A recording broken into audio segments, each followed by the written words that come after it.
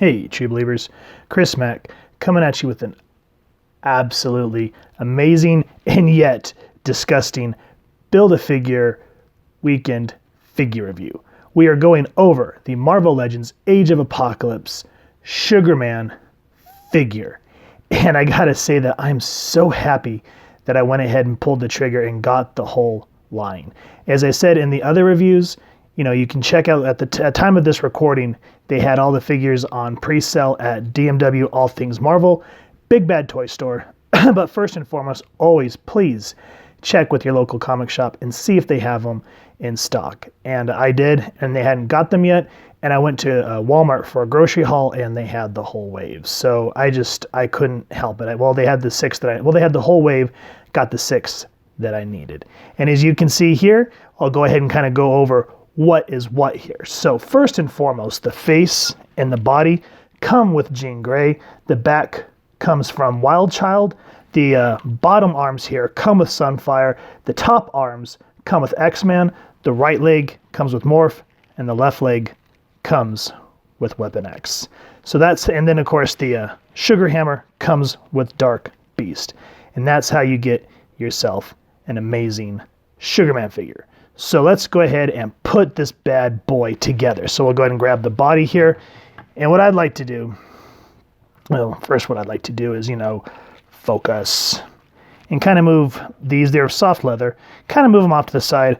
Grab this hideous face here and pour it in like so. Just clack like that. And because he's a monster, he takes up almost the entire chest. Flip it around this way. Get that in my hand. And then you just line up the holes. Fingers crossed I can do this while trying to keep a focus. And we are successful. Kind of get those up over the shoulders here like so. Get is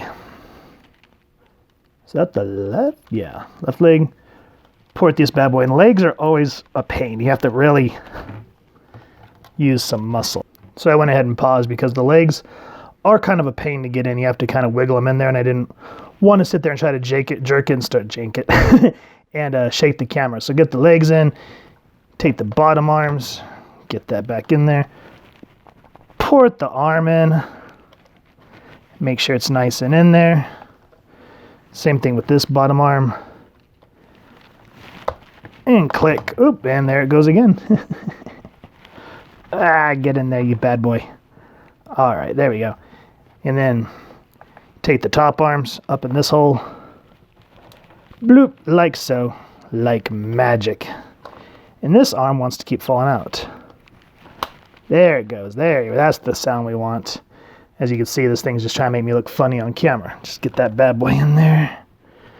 Like so. Usually it helps if you straighten them out like that. That way you can make sure you hear the click. And like that. And then we'll take, see what I mean? This thing is just trying to make me look all sorts of silly. There we go. And then we get that fancy Sugar Hammer. And you just kind of wiggle that bad boy in. Just be careful.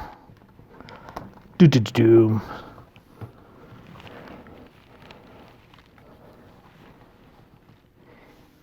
And voila! Here is Sugar Man put together and posed and just looks absolutely disgusting and yet awesome all at the same time. I'm really impressed with what Hasbro did with this figure. I mean, look at this guy. I mean, it's not someone that you'd want to, bring home to mom, but, it's something you want to put on your shelf and bring home to mom. But anyway, I just love all the intricacy of this character and just what Hasbro did to make Sugar Man come to life.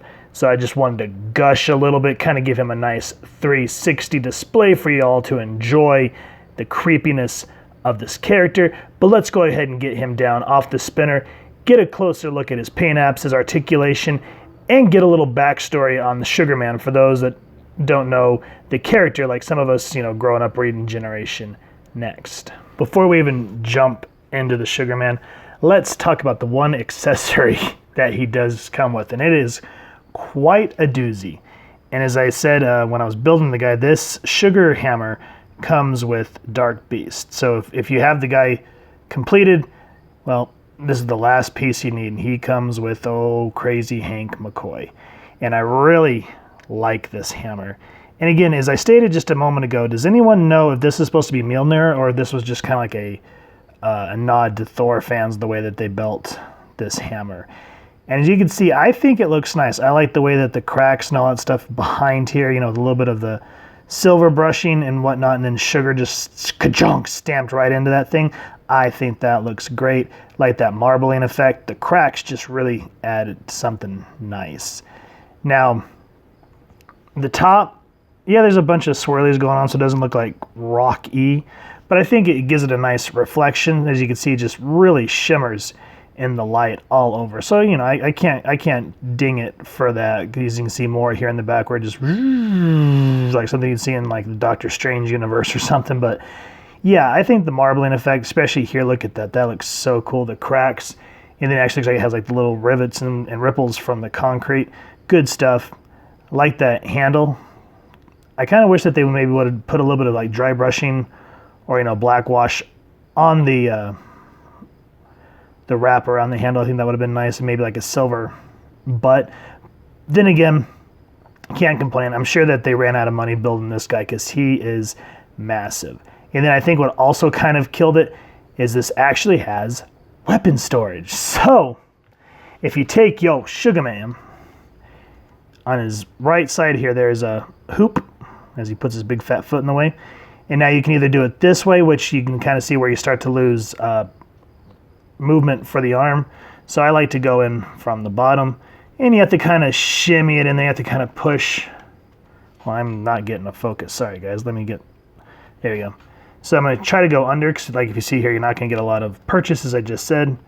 So you have to kind of work that big butt in from the bottom, which is doable, because I just had it in there. And bloop. Now, from what I was kind of reading is if you leave this thing in here too long, then this is going to start to warp. So, you know, do it at your own discretion, but at least when you're posing or, you know, playing or whatever, or if you want to for a little while to display it like this, at least you have the option of weapon storage instead of having to put it in a baggie somewhere. So that is very, very cool in my opinion. Now, with all that out of the way about the accessory, let's talk about some backstory with Sugar Man. So, unlike all the mutants that we've gone over for the most part, his first appearance was Generation Next #2. Generation Next was the book that featured the Generation X characters when we entered the 295 universe. And in this one, they're led by Colossus and Shadowcat, who are a little embittered in this universe. Of course, everybody is. And then the team is Chamber, Skin, Mondo, Vincent, and I think that's it. If I'm forgetting anybody, let me know. Now, Sugar Man, he was trained by Sinister in the ways of, you know, eugenics, not the Force. So he's really smart, knows how to splice DNA, which I think this is part mutation, part either Sinister or himself mutating, kind of like how Hank does, where he got this big, massive bulk about him. Now, he was put in charge of the Seattle Corps, which is, you know, all these humans are working underneath, I think, under Seattle to generate power for Apocalypse. I can't remember exactly why, but that's kind of the gist. Now, in the Corps, we find Illyana Rasputin. And she's kind of the plot point that gets Generation Next kicked into gear. So, spoiler alert if you haven't read The Age of Apocalypse, but in the beginning, Apocalypse killed all the Chrono mutants so that no one could alter the course of history. Well, at this point, Illyana's mutant gene had not kicked in yet, so she was ignored. And Magneto jumps in on this to get the Mcron crystal and her together to fix this universe. And so, you know, Colossus, seeing that this is his sister, really ups the stakes. So it's a great reading. And then what's kind of creepy is you see Illyana work, and you actually get a cameo in this universe of what happens to May Parker. So you're just kind of like, whoa, but I don't think you find out what happened to Peter. She doesn't really say anything specific to that point. So that's kind of him, Sugar Man, in a nutshell of the Age of Apocalypse. Now, some extra reading is X-Men Omega, which was the ending. He is one of the few that survives the time jump into the Earth 616 universe, so he kind of has this whole thing, but it's just kind of blah. Now, in 2000, they released a 4 miniseries part Blink comic that kind of showed the early days of the Age of Apocalypse, and we get some more backstory on Sugar Man, so make sure to read that. And if you guys have those comic books and you're willing to sell them, hit me up, because I would love to have physical copies, because Blink was one of my favorite characters from this universe. So with all that said, let's go ahead and focus on the gruesome man himself. And there is so much to talk about in terms of paint and articulation and just the gorgeous sculpting. I mean, look at this guy. He is massive and disgusting. And what's even gross, and like, you know, I kind of complained about this with the Weapon X figure where they kind of dry brushed arm hair on him. He actually has like some dark brown hairy man backness going on here, so you just kind of, you know what I mean? And then these straps here are leather, as we were talking about when I was putting him together. I like this red, kind of looks kind of like Chucky to me. And you can just see where they added kind of the hair without making it too obvious that he's just one gruesome customer, man. Brr. And then in the comics too, his eyes were blue. So I like for this rendition how they added that wash of light purple and then put the red in. Just really offsets it really nice. I think it looks great. I love the big bushy eyebrows and the hair and a little bit of the white in there to make it look good. He even has like these little creepy horns, which, yeah, that's just a lot. And then he just warts all over, 5 o'clock shadow, big gruesome tongue. I like that red. I kind of wish maybe they made it a little bit sloppy, but it's not really sloppy in the book, so, you know, beggars can't be choosers. Though I wish there was like some sort of wire or something where you could, you know, do different poses, because one of his mutant powers is he can use this as a whip, and this is how he kills one of the Generation Next characters, is by slicing him, and he's able to stretch these as claws. So yeah, I wish we could have done something to that instead of just, you know, getting this solid piece like that. Got the nasty-o teeth. Brush your teeth, man. And then he has these cool little buttons. Now, if I'm not mistaken, and if I'm wrong, let me know down in the comments. But I could have sworn in the comics one of his pins was a smiley face. So I kind of wish we would have got that, but maybe it had something to do with Watchmen infringement. Who knows? These silver buckles with that black wash look absolutely great. And then the little rivets, or divots as you want to say, in the leather straps here.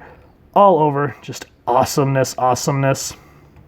Same thing on his, you know, got all these rings and cuffs. Just, geez Louise, guys, there's just so much to talk about. I mean, look at how awesome and intricate they made sure to make this Sugar Man. So I could see where someone finally said, okay, no one gets accessories because this guy is killing us. The only place that he gets kind of boring is his legs. He just gets blue legs. So I'm sure, again, they probably either ran out of money or they had to find a way to just kind of, you know, say, okay, we need to stop because we're making too much out of this. So the legs are kind of boring. They're just blue, you know, keeps them up. Now be careful. When I was first putting my guy together, his foot peg here, this fell out, so I had to shove it back in. Now it's a little loose, so just be kind of careful when you're putting him together for that.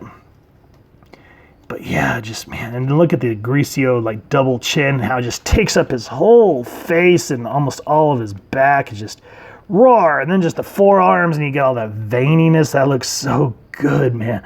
I just can't gush. And then you just keep finding warts all over. This is not a guy you do not want to snuggle with. Just kind of like a big N-O for me, man. So yeah, gorgeous sculpting, great paint apps. I'm just blown away by how great this Sugar Man figure looks. And even like they're taking the liberty of changing his eyes to red from blue. Really kind of gives it that villainous, like, I'm gonna eat you. For a big guy, I'm surprised how posable Sugar Man is. Now, for obvious reasons, because his face takes up 90% of his body, there is absolutely zero head tilting and ab crunching. But at least you do get the waist swivel. So that's cool. And again, I'm sure you can go 360, but I'm not going to chance it because I'm not going to break stuff. His arms, all posable the same way. So, you know, they can go out that much on each arm. Just, And now, this is something I forgot that I wanted to get to that kind of irks me. Now, all three of these arms here popped in just fine. But whenever I try to get something into this hole here, it just keeps popping out. I don't know what is going on with that. So I have to be a little careful with that arm. So that's frustrating. But you can see all the arms go out pretty far. They all do it with an upper arm because it's a little bit easier. Let me find the joint. Yeah, that's fine. So all the arms do a 360. So for that, we're just gonna leave that arm off because that's frustrating. But what I will show an example of, since this arm is off and I can get close up without having to monkey, is the Sugar Man does have double jointed elbows and his wrists do go up and down. So you can get a nice check there. And then you get the, the bicep swivel. So that's cool. At least it's 360 that way. And then as you can see, all the other arms spin 360. So I'll try to pop that back in for the review. And then his legs, about that much forward. Oh my goodness, that happened before. About that far back. So help me, I got little legs. And then he has single jointed elbows. And what are these things called? Knees. And then his feet can go up about that much and about that much down. And he has great ankle pivots. So you're good to go on that. So again, one thing is just make sure to be careful. You know, I try to, whenever I try to pose these guys, I like to see what the limitations are. And sometimes that, you know, like with that Poison Ivy review, where our arm popped off, and I was just trying to gently lift it up. But this one, I think it's just the molding, you know, it happens. Same thing with this foot, it happens. But as you can see, just super posable, especially in the arms for such a giant figure. And I like that you can really make sure to get the arms in all sorts of zany positions, so you can kind of get him almost picking his nose this way, all the while kind of going like, I shall beat you. And then what I like too is, you know, so you can get his wrists up that way, so you can actually carry characters, which is really neat. So again, it's just kind of like a Tetris thing though, is you have to kind of get used to where his pivoting is. But see how he can be picking his nose, doing a victory pose, and then carrying two victims at the same time. So yeah, whew, for a giant figure, that is pretty swell in my opinion. Seeing as how this is a Build-A-Figure, I figured instead of just, you know, showing him with the lineup of all the figures from the wave, I thought I'd make a cool little action scene that you see Nate coming at him, you see Sunfire, and then you see Dark Beast in the back just having a good chuckle about what's going on. You have Wolverine ready to rip his guts out because, as you can see here, he's pointing, posing, and Jean's unconscious and Morph's unconscious. So that's what I meant by this character, this Sugar Man, just has this level of posability that for a giant figure, it just boggles your mind. Because I mean, look at all the weird things that you can do with his hands. And it looks like he's just standing there like, bring it, I don't have a problem. You know, that's why Dark Beast is back here like, I helped manipulate you. There's nothing you can do, X-Men. And so that's what I mean by just posability, guys. Get creative, and it's just going to look great. This Age of Apocalypse wave has just been, for me personally, phenomenal. And I just realized something while I'm doing this. I'm about to do a Border House Reach, is I forgot the other crazy one that Dark Beast manipulated. Is I forgot good old Wild Child. How could I do that? Silly old me. So there we go. Now we have the whole gang. So now we have Kyle getting on the action of wanting to take down this Sugar Man. So yeah, Dark Beast, Sunfire, Wild Child, Jean Grey, Morph, Nate Grey the X-Man, Weapon X, Logan. These are everybody that you need to build this bad boy right here.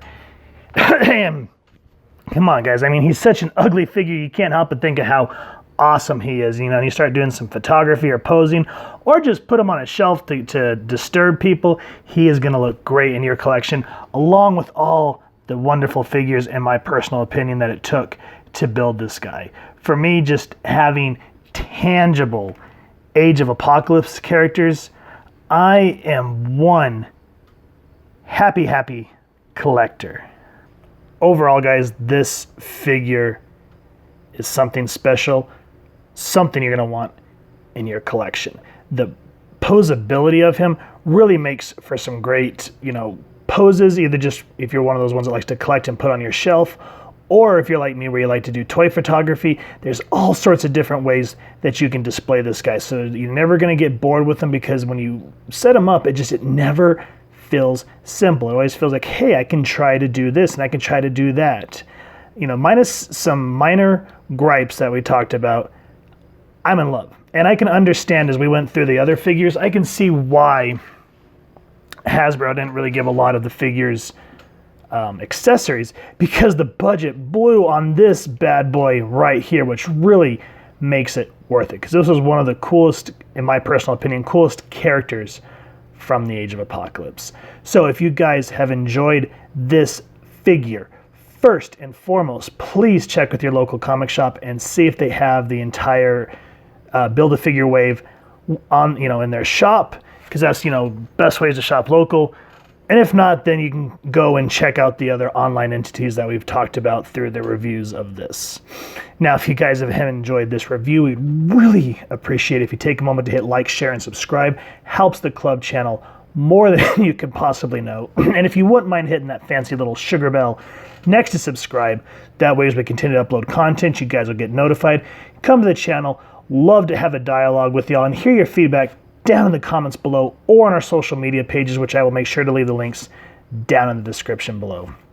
So with all that said, I hope y'all continue to have an absolutely amazing day reading, and happy hunting, true believers.